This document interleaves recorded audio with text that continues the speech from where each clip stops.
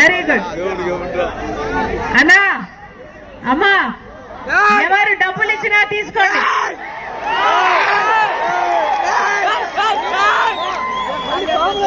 కానీ ఓటు మాత్రం మీ ఆలోచన అయి ఉండాలి. మీ మనస్సాక్షి ఎవరికి చెప్తే వాళ్లకు ఓటు వేయండి. మీ ఓటు మీ ఆయుధం.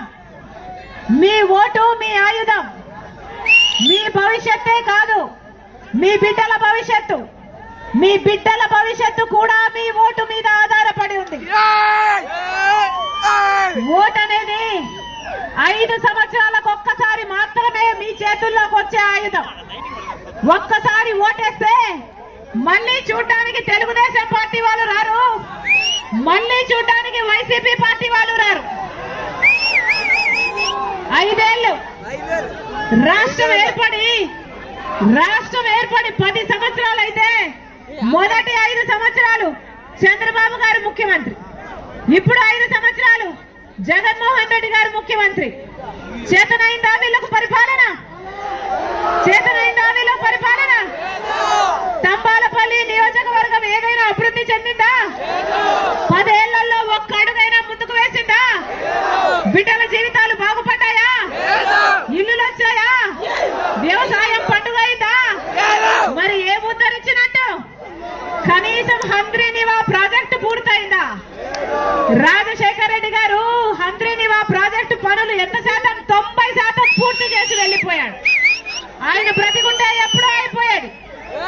90% పనులు రాజశేఖర రెడ్డి గారు పూర్తి చేస్తే కనీసం ఆ మిగిలిన 10% పనులు చంద్రబాబు నాయుడు గారికి పూర్తి చేయడం చేతనైందా? పోనీ జగన్మోహన్ రెడ్డి గారికి పూర్తి చేయడం చేతనైందా? ఎందుకు చేత కాలేదు?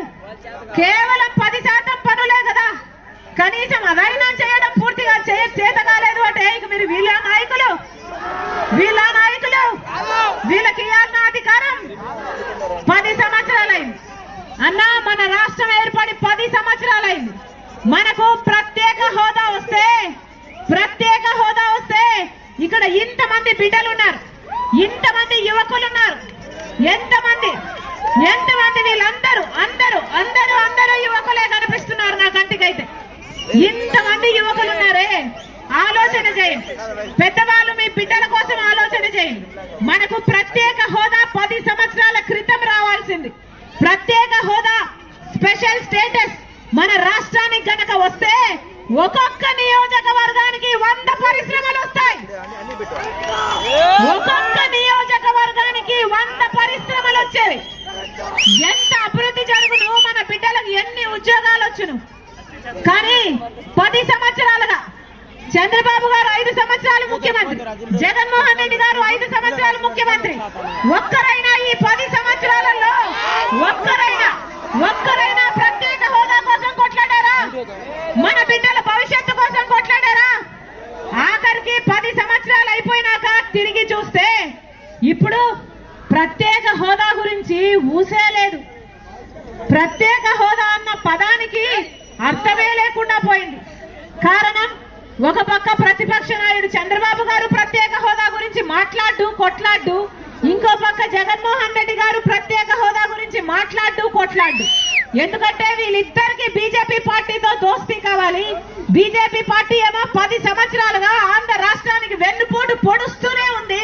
అయినా కూడా చంద్రబాబు గారికి బీజేపీతో పొత్తు, జగనన్న గారు బీజేపీకి తొత్తు. ఏం చేశారు? 10 సంవత్సరాలు